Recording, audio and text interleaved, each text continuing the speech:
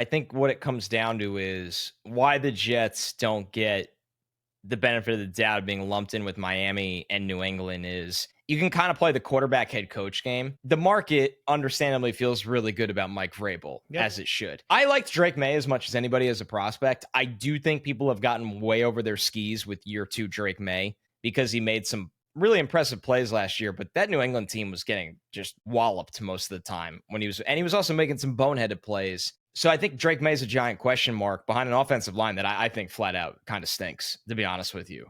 We'll see how much of a difference Will Campbell can make, but I have questions around him, and even him at left tackle as a rookie is, what are you just expecting him to be Trent Williams right away? Like, I wouldn't project that.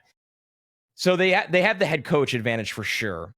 The Dolphins, Tua is fine when he's healthy. The problem with the Dolphins is when they get hit with an injury, it feels like just the water taking on large amounts of like a boat taking on large amounts of water, and they don't really ever have the patch. I mean, the backup quarterback solution cannot be Zach Wilson, and it is. Yes, it can. I look forward to it being their solution. And it is. So that's in it. And then the offensive line, it was always, is Teron Armstead going to play? He's one of the biggest non-quarterback spread movers in the NFL. Now he's retired. So what, like, is the what's the plan going to look like behind him? How's Patrick Paul going to play? I mean, right now, obviously, you still take Mike McDaniel over Aaron Glenn, but there's a little variance there. Like, there's a world where Aaron Glenn is the second best coach in this division this year. I'm not saying it's likely, but we just don't know. Aaron Glenn might be really good at this, and we just don't know. Where Justin Fields is another variance guy. It feels like, Justin Fields can go out there and be better than Drake May on any given Sunday this year. Could be healthier than Tua.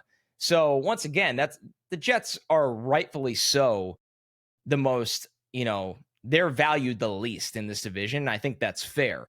But it's not like, and this is an easy transition to the Browns, where there's no floor for the Browns at quarterback. On any given, like, we know Justin Fields can run on any given day, and we know if Justin Fields got hurt, Tyrod Taylor is fine as a backup. So the Jets, oddly enough, for a team that has been dreadful historically at quarterback, have an odd floor at the position. I think their ceiling is kind of capped, but I think their floor at the position, they can go out and compete. Gone are the days of Bryce Petty and Tim Boyle being out there and being like, we don't have a chance to move the ball forward today because we know Fields can run and we know Tyrod can give you a shot in the arm when he has to.